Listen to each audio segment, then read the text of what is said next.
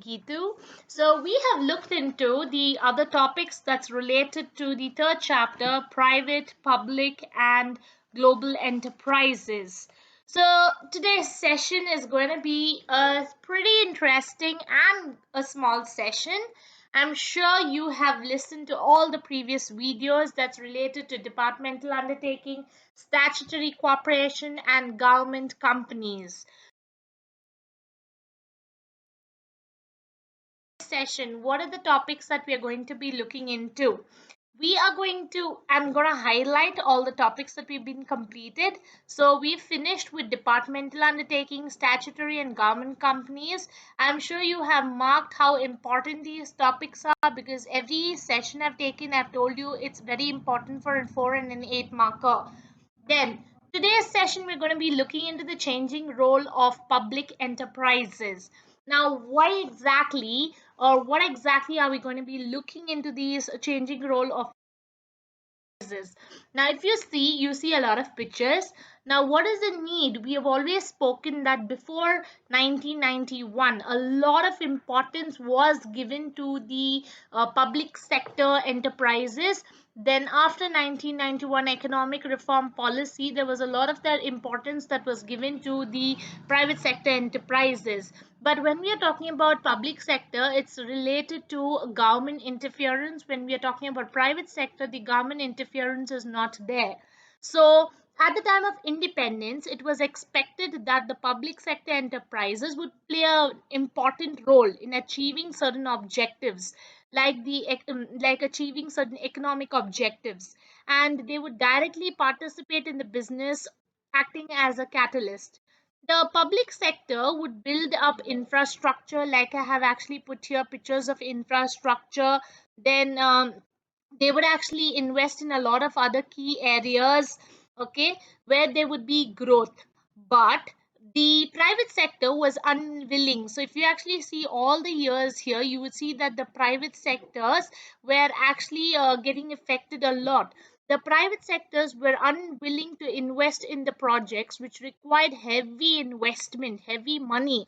And the government then looked into this, and they actually told the public sector, you all need to develop the infrastructural facilities and provide goods and services that's really essential for the economy. So from the private sector, there was a big leap into the public sector. So that is where the choice or the role of public sector comes into your picture. So what happens then is, if there are companies, if there are public sector companies which make huge losses, definitely no company is always going to be earning profit, right? There are companies which are going to be earning losses. So back then what used to happen is, if there were these companies, public sector companies, if they were incurring huge losses, it was referred to the board for industrial and financial reconstruction. That is what is called as BIFR. So probably for a 1 marker or for a 2 marker, they would ask you what is BIFR. BIFR refers to the board for industrial and financial reconstruction. So any public sector company which is undergoing massive losses would be referred to this board for complete overhauling or shutdown. So, various committees were set up for the study and working on inefficiency of the public sector units and how we can improvise on the public sector. So, that is the reason we're going to be learning or looking into the topic that's the role of public sector, which is very important. Okay, so that's the reason I thought, let me put these pictures for you and then let me speak out what exactly it means. It will make much of sense. So looking into the topic, this topic is an 8 marker, may be asked as a 4 marker as well. Please ensure all the important terminologies you are marking it, you're able to. Now, the first point is, there are 7 points under this particular topic. Okay, the first point is development of infrastructure. Now, what exactly we are talking about infrastructure? Now, all of you know infrastructure refers to transportation, communication, then your buildings, your economic growth. Infrastructure is the backbone of your Indian economy. So these are important terminologies and it refers to these key terminologies as well. So what happened after 1991, the government of India gave a lot of importance to private sector as well. Okay, but it also asked the public sector to enterprise to undertake a lot of tasks when it comes to infrastructure of our country, building the economy of our country. So the process of industrialization cannot be sustained without adequate transportation. See, if there is no good roads, if the roads are bad, if there's no proper communication facilities from one business person to another business person, if there's no basic energies, then the public sector enterprise cannot function properly. So the development of infrastructure is very, very important. Why? Because it's the backbone of the economic growth of our country. Second one, regional balance. What does regional balance refers to? Regional balance refers to the economic backward areas or backward localities of our country. Now, these economic backward localities of our country need to get a lot of opportunities. Like if you see India for that matter, there are certain states in India where there is economic backwards, where there is no proper, let's say, work opportunities that's been provided. So, what is the government telling? You need to invest in those kind of states, okay, and you need to bring those states up so that you can mushroom them or you can help them to move from an economic backward class of society into an advanced area. So that is where you see these the entire world's picture I've taken, the world chart I've taken. There are a lot of places which is economic backward, and that particular government is helping those particular industries, or let's say those particular states, so that they can come up. There is no it's striking a balance. So when you talk about India, there's Gujarat, there is West Bengal, there are so many other places which is not so very advanced when you talk about the metropolitan cities like Bangalore, Chennai, Bombay, Delhi, all these places. So what are these are all hubs refers to economically, socially and technological. They are very good metropolitan cities. So other states in India has to come up and strike a regional balance when compared to the metropolitan cities. So who is going to help? The government is going to help in this particular matter, where the public sector enterprises are going to be formed in these economic backwards in these economic backward states, and they will also be given job opportunities and a lot of other things, so that they will also match the other metropolitan cities. Okay, now, the third one is economics of class. Now, what it refers to, there are certain industries like the power plant, natural gas, petroleum, okay, which require huge capital and large base. Large base refers to land as well as fertile lands, and a lot of other, what do I say, industrial equipments which is really needed. So when they are setting up these electrical power plants on natural gas and petroleum, etc., they all require huge capital as well as large space. Okay, such areas were taken up by the public sector. So if you actually see in Bhopal, you have the Bhopal gas plant and all these places. So like that, if you see, different other states also has a lot of these industries. Because of these industries, the particular state is also having growth. Why? Because when the company is set up, when the industry is set up there, there is people who are required to work in these industries, which is giving them an income, which is giving them a living. So it again helps the production and which helps the economic growth of that particular state. Again, the entire country will also grow. Okay, so these units are required large base to function economically, and the government is also making it possible. Okay, the fourth point, check over concentration of economic power. Now, what is this? It says the public sector can invest into heavy sectors, and thus income does not go in few hands of private sectors, but it gets shared in large number of employees and workers. That's what I was telling you, right? Now these large companies or these large industries are opening up in several states, so definitely there is large number of people needs to work, and the wealth is getting concentrated means whatever income you're earning, these employees are getting those income, you are selling those products, so you are also making a lot of money, and vice versa. What is happening, there's growth that is taking place in that particular state.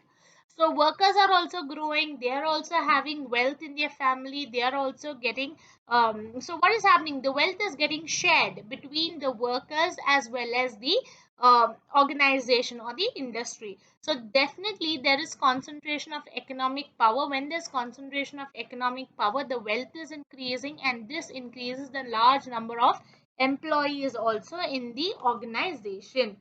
So the public sector is able to such large industries which require heavy investment, and thus the income and benefits that acquire through these industries are shared by a large number of employees and workers.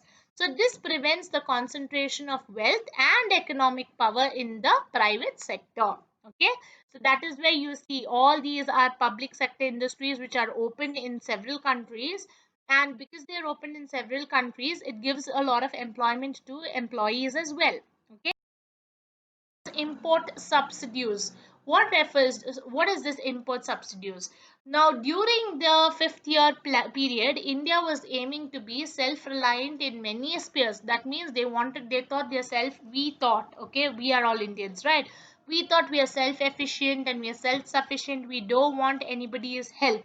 So what happens? Obtaining foreign exchange was also a problem, was also difficult to improve heavy machineries and required for strong industrial base.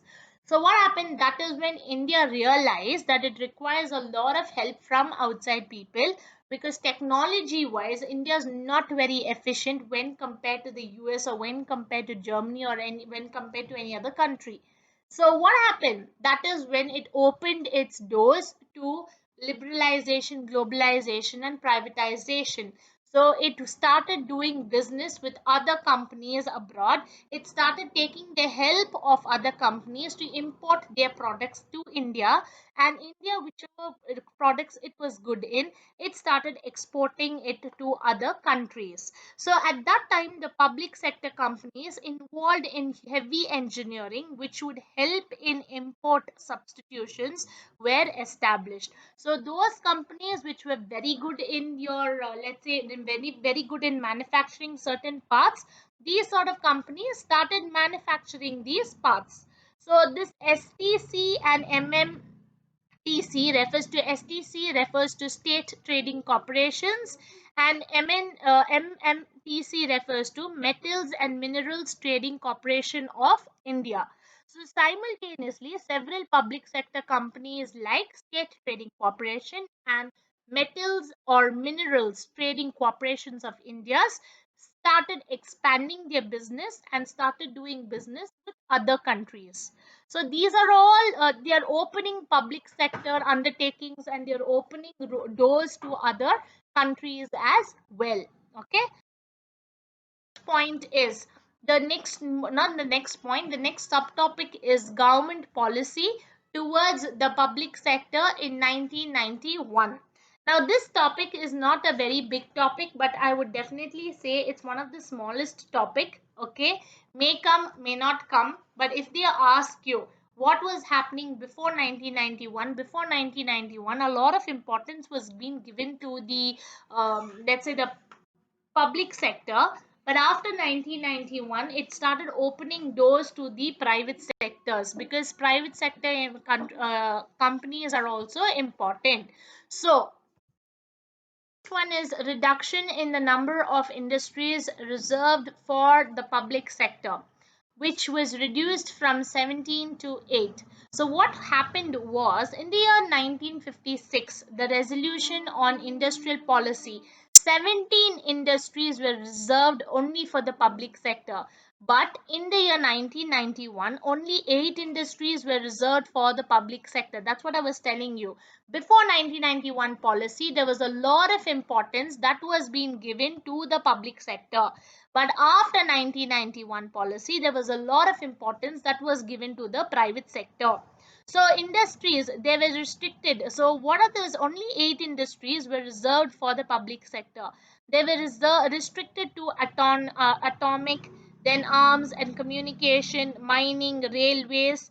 All these were the ones which were being restricted to. Okay, so that is the reason. This is the first point, and so much of explanation is more than enough. So the public sector had played a vital role in the development of the economy. Yes, however, the private sector is also quite capable of contributing substantially equal to the nation's building process. Therefore, both public sector and the private sector need to be viewed as mutually complement each other. So what they are saying is both are very, very important. That is public sector as well as private sector, both are very, very important. Now the second one is uh, memorandum of understanding. Okay, so what is this memorandum of understanding? Now memorandum of understanding is nothing but it is laid by the government, all the rules, the regulations which has to be followed by the government, so that the performance target for public sector, it gives a lot of autonomy, it gives a lot of importance for them to run their rules, run their regulations. And as I've told you before, the public sector enterprise is wherein the 51% of the share capital is held by the government. So it gives a lot of liberalization for the government to take its own decisions. Okay. So the third one is disinvestment. Now, what are we talking about disinvestment in? Disinvestment we're talking is relates to shares of a select set of public sector enterprise. Now, what is this? Disinvestment, the word itself, involves the sale of equity shares to the private sector and the public sector. The main objective was to raise resources and encourage wider participation of the general public and workers in the ownership of these enterprises. So, what shares are we talking about? Equity shares. Equity shares refers to the ownership shares. Okay, so now these shares is being equalized even in the private sector, and it's been equalized even in the public sector. So before 1991 policy, I told you a lot of importance was given to public sector, but after 1991 policy, there was a lot of importance that was given to private sector. So all the shares got converted into the private sector here. Okay, which led to improved managerial performance and better financial discipline. Now, the fourth one is reconstructive and revival. Now, what exactly is reconstruction? I told you if there is any public sector company that undergoes a massive loss, they would be referred to the Board of Industrial and Financial Reconstruction. Okay. Now, these units which were potentially viable were reconstructed and which would not be reviewed or closed down by the board. So they would see these this particular board would actually visualize, or they would actually see whether the unit is sick. Sick refers to sick industries which cannot go ahead and continue the business further. Okay, so they would actually check whether what is the reason these particular industries are incurring a lot of loss, and depending on that, there is a lot of resentment among the workers of these units which are to be closed down.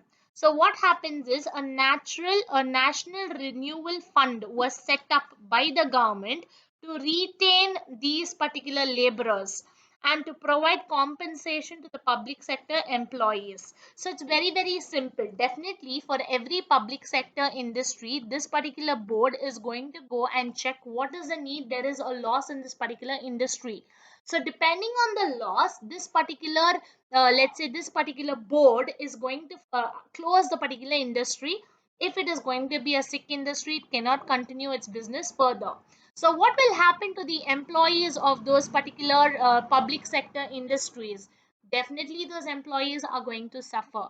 So because those employees should not suffer, there is compensation that is being provided by this BIFR board to these employees, so that the employees would not suffer. So that is the reason for reconstruction and revival. I'm sure these topics are dry, but I'm sure I have given you more explanation so that you can understand it pretty much. Okay, so we have another two topics that we would complete in the next session, that is global enterprises and joint venture merits. Please listen to these topics because we don't know whether this topic is going to come for your final exam or not, but it's always better we learn the points because it's very easy. Okay, so any doubts you have, any questions you have, please let me know. I'm sure I will be able to help you resolve your doubts. Please like, please subscribe, and please share to the ones who it would help. Okay, so thank you so much.